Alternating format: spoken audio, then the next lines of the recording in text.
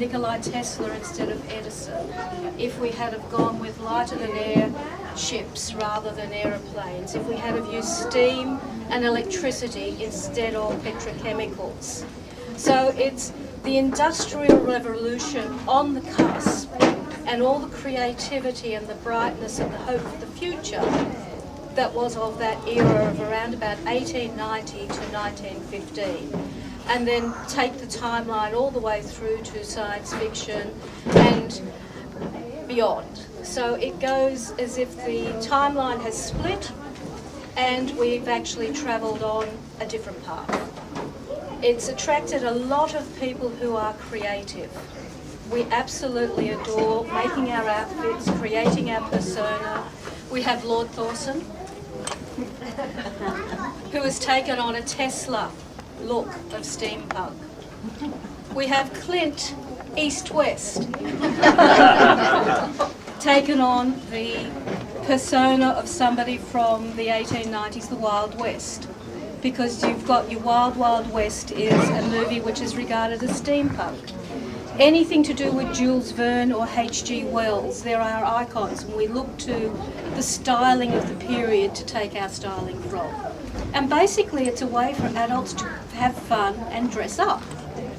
And we do events. We go on the Zigzag Railway dressed in our finery, because the Zigzag Railway is steam powered. So we will do 4 or 5 trips a year on the Zigzag Railway in our finest and have an absolute ball. We'll do steam paddle steamer cruises on the Hawkesbury and have a lovely evening of it. We'll do cabaret performances in some of the underground clubs in the city. So it's just a whole subculture. Some people say it's when goth discovered brown, but it's a lot more than that.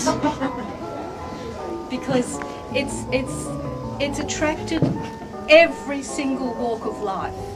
We have children who are absolutely adoring it because they like the dress-up aspect of it. And we have adults and artisans and artists who are so attracted to the whole vision and the gentle vision of the future.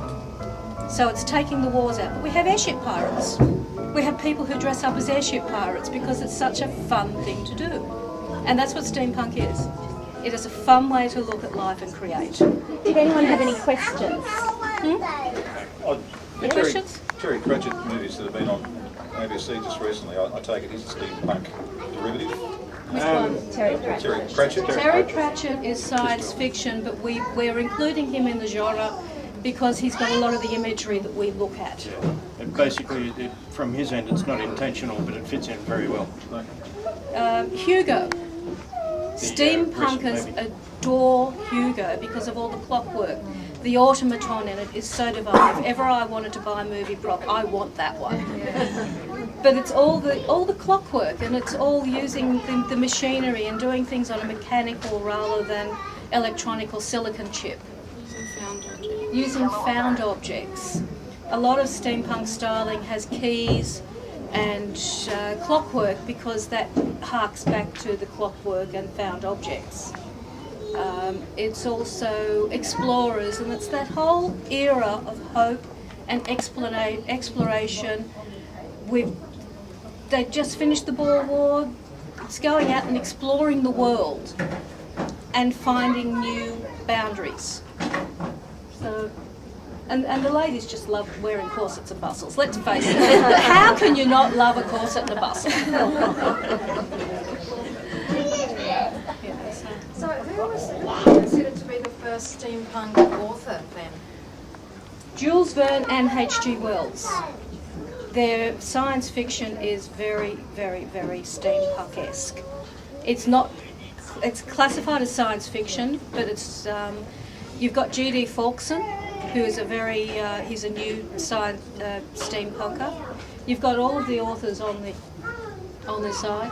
The Wild Wild West, the movie, is one of our steampunk icons, although a lot of people go, oh no, but it is. All of the auto mechanica. A lot of people don't like the movie, but the actual mechanica in it was very steampunk-esque. Cowboys and Aliens, as hideous a movie as that is, it has some reflection on steampunk as a genre. So it's taking it to the science fiction end of it, to the space travel end of things. Warehouse 13 is another series which is very, very, very steampunk, because they use Tesla's inventions. So. And what does that gentleman represent? I'm pretty well inspired in the H.G. Wells style of time traveller. I'm a chrononaut. Basically, I travel through time and I hunt rogue elements. So I'm a bounty hunter, I guess.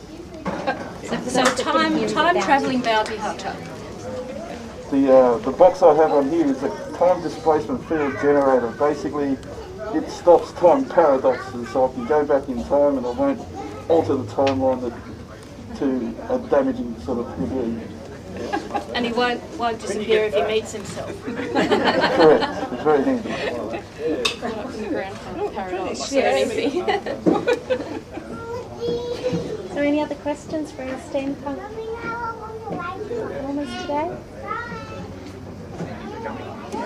You're welcome. I think we should give him a round of applause for showing up.